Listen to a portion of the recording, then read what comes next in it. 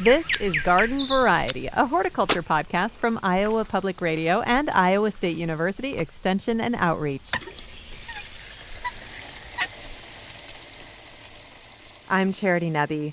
While some of us are making the most of the last few weeks of summer, other folks are ready to move on. Demand for iconic autumnal plants and colors starts earlier every year.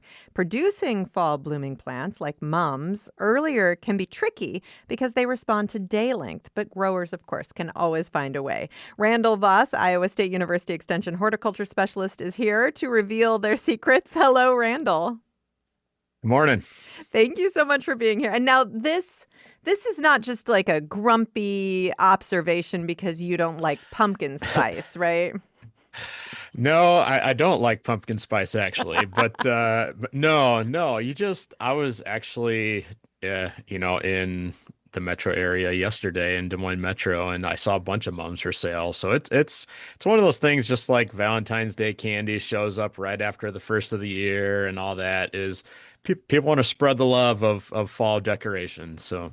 Okay, but I mean, we're talking about plants here, and there are plants that are traditionally fall decorations because they're also traditionally fall blooming. Tell me about some of the plants that do naturally bloom in the fall.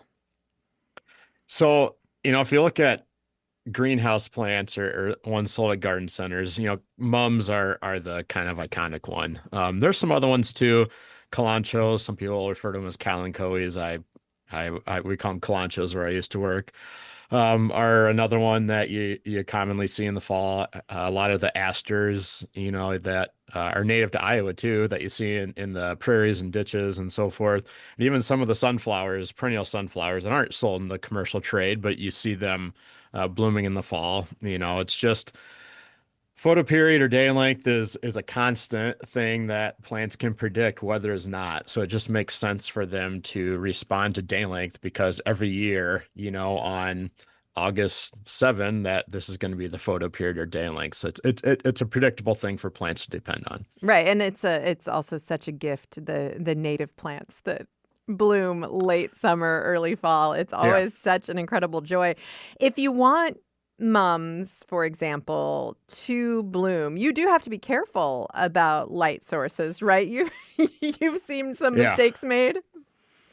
Yeah, I've seen home landscapes and commercial landscapes where, they'll put a mum right under a light, and most people have lights on their house for a reason. They turn them on at night, and that actually messes up with the plant's natural cycle. It's really the length of day, or excuse me, night that matters. It's they need a certain amount of consecutive darkness to bloom, and if you're flipping on the light on your porch at night, you know, that's going to mess them up. Now, if you buy them and they're already blooming, it's not going to be a big deal. But if you plant mums in the ground and you put them right next to your porch light, that actually could mess up their bloom time quite a bit.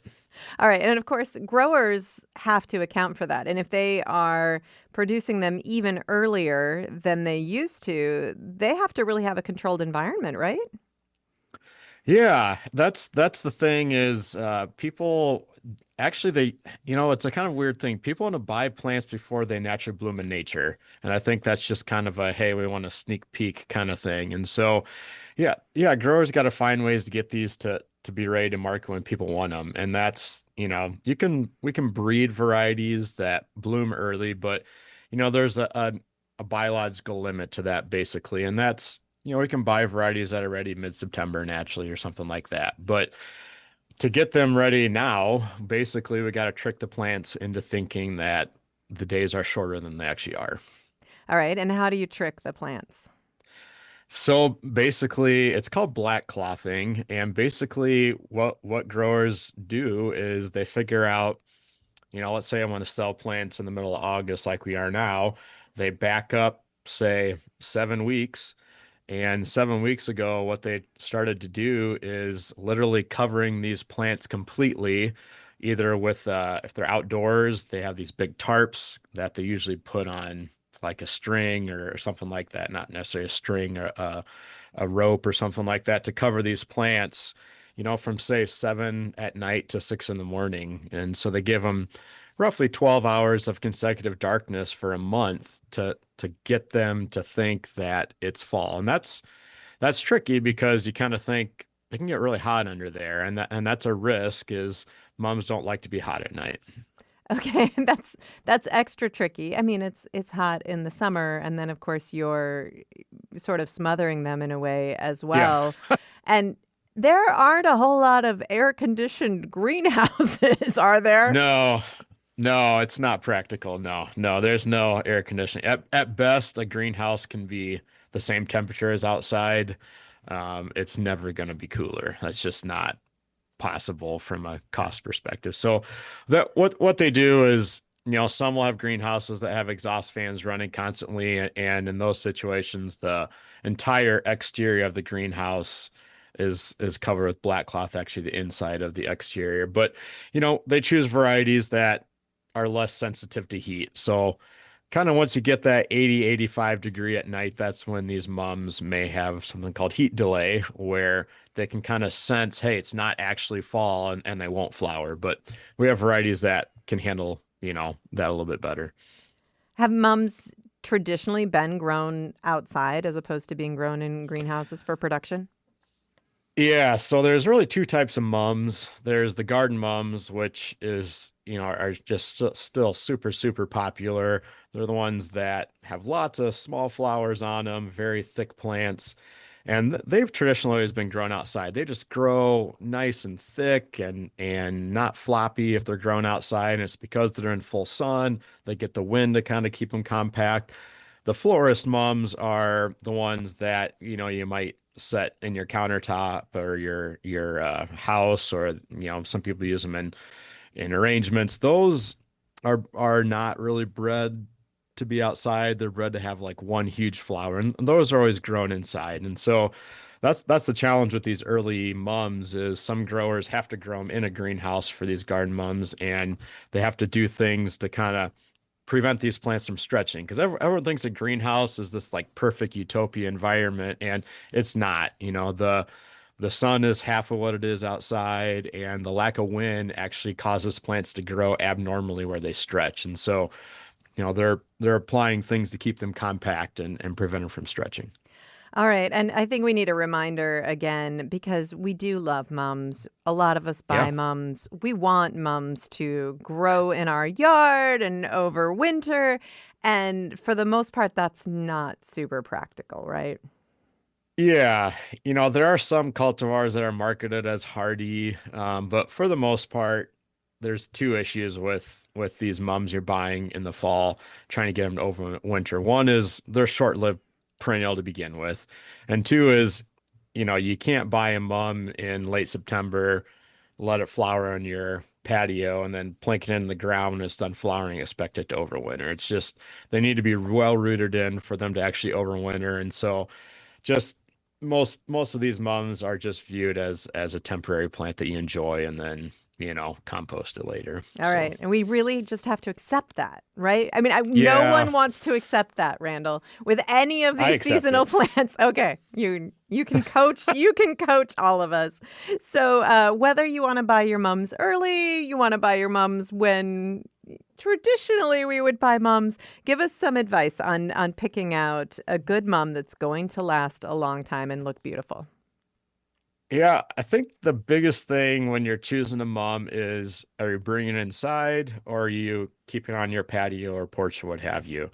If the buds are too tight and you bring it inside, they're just not gonna open in a timely manner. So if you're bringing it inside, you need it to be pretty showy, showing quite a bit of color, just because there's not that warmth and sunlight to get those buds to open indoors. The other thing, if you're indoors, just kind of expect the color is going to be more muted. Um, just the fact that there's not that sunlight, the flowers end up being a little more dull in color when you bring them inside. And we even, when I was a commercial grower, different greenhouses would produce different shades of colors. We had one variety that was bronze in our glass greenhouse, and it was yellow in our plastic covered greenhouse. So even in a greenhouse, they produce different colors. So if you're gonna have them outside, you can buy them. You want the buds still to show color, but You can buy them a little tighter. My big pet peeve in mums, and again, I'm kind of a judgmental when it comes to plants because I used to grow them for a living, is I want them perfectly symmetrical and flowers, a nice kind of dome of flowers. I like them when they're not grown too tight. If they're lopsided or they don't have flowers or all to the base of the plant, they've been grown too tight and they've been crowding out from another plant. I guess a couple other quick things is if they're wilting, that's probably a bad sign. And that's tough because mums need a ton of water. And in the retail environment, it's tough to keep up with that. And if they've wilted pretty good, there's a chance that they may drop some blossoms.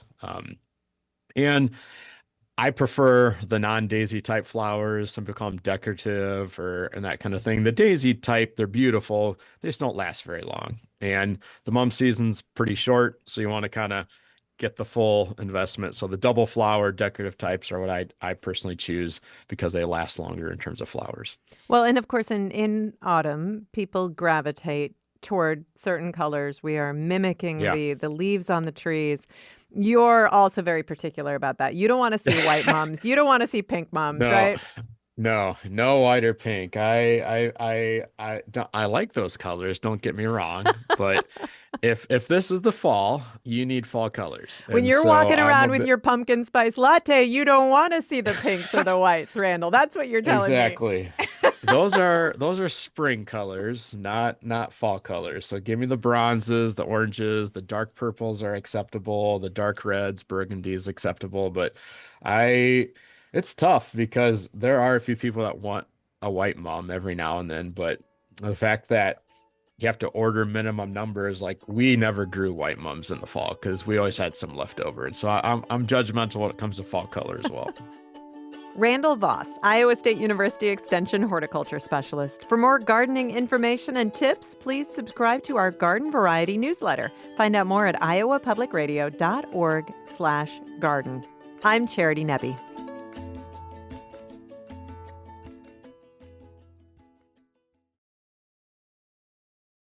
Garden Variety is a production of Iowa Public Radio and Iowa State University Extension. It's produced by me, Erin Stile, Caitlin Troutman, and the Iowa Public Radio talk show team.